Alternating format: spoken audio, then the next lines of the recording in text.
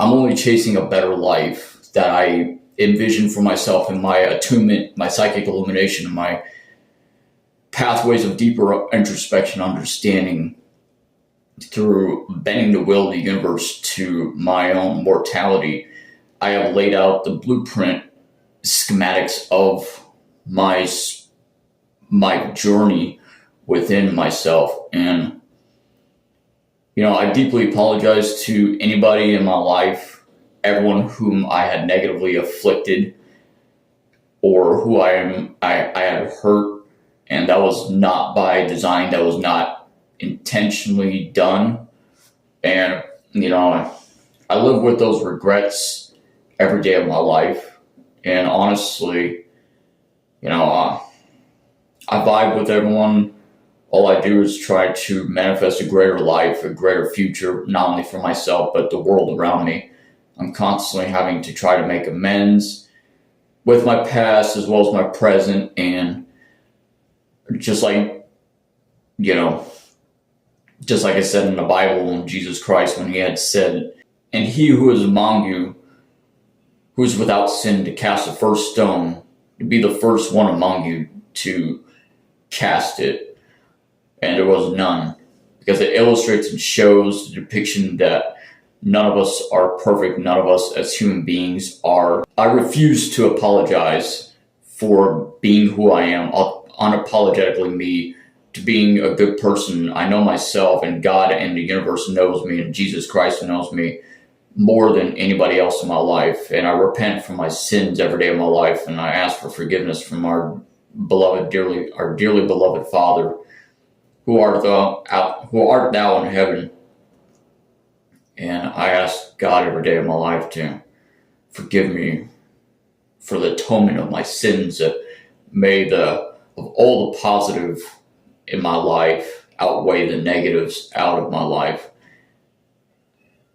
And knowing that in the afterlife, I will be judged accordingly for everything I've done in my life. And honestly, it makes me emotional to think about. Because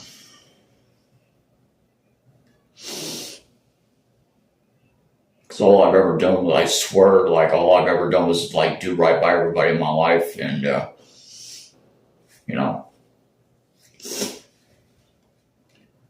the all-seeing eye that I belong to as a lodge brother, the all-seeing eye that I have been appointed to, sworn in. I had signed this contract in black ink of my permanent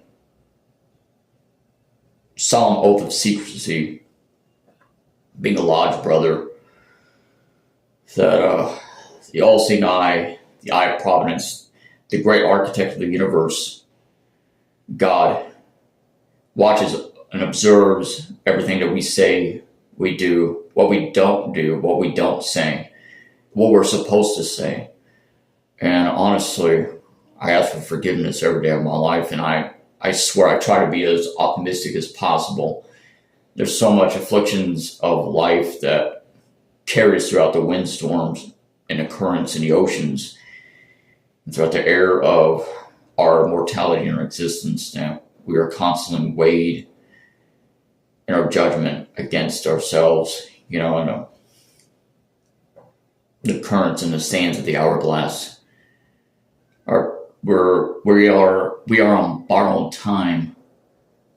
And I don't try to pretend to be something I'm not. I don't try to pretend to be perfection. I don't try to pretend to be anything, I don't pretend to not have emotions or be a human being or share my mortality among the world first and foremost. And I don't pretend to help change the world first and foremost. Humanity is my top priority. Humanity to me personally is my absolute everything.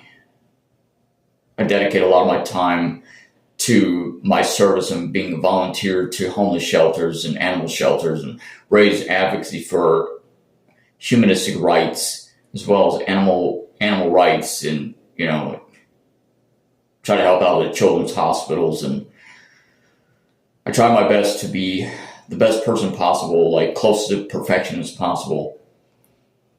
There's so much beauty to this life in this world that is astounding. And every day of my life, I'm practicing how to become a lot more optimistic. I'm practicing what I preach and what the Lodge has taught me to become a better human being, become a better, much more integrated and better version of myself, and a lot more sophisticated and elegant in my own rights.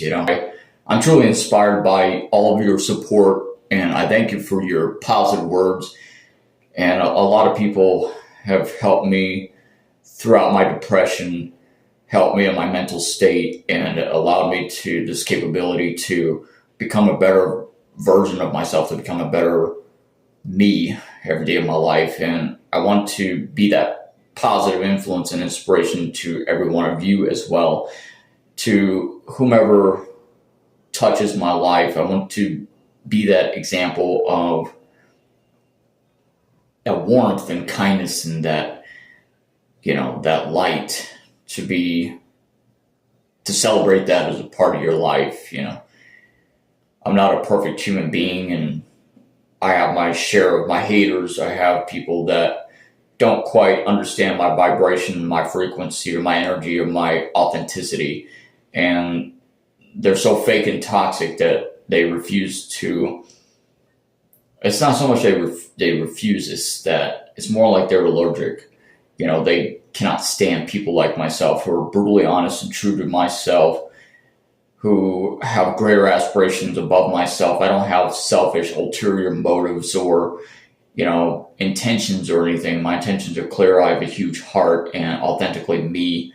I embrace myself every day collectively of who I am, and I cannot begin to tell you of how deep the unraveling of this rabbit hole truly travels down, and how far it goes down, to the point where even darkness cannot see darkness in itself. A place where you see the darkness for so much and for so long that once you remove your blindfolds, you become, you're no longer hoodwinked. So you become a greater manifestation of yourself. You see light. In order to see the light, you must see the darkness. In order to see the light, you must see the darkness. So no mortal being, no human being has a right, of spiritual authority or authority overall, to judge me for who I am. Because like I said, only God in the universe and my spirits that I serve has a right to judge me.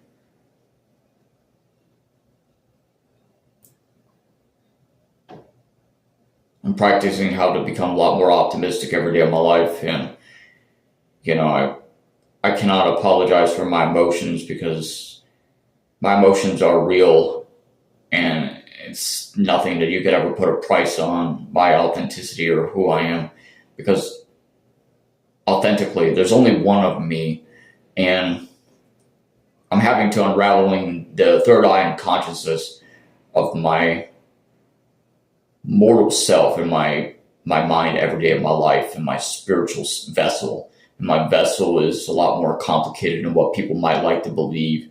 And I travel constantly down the rituals of life, of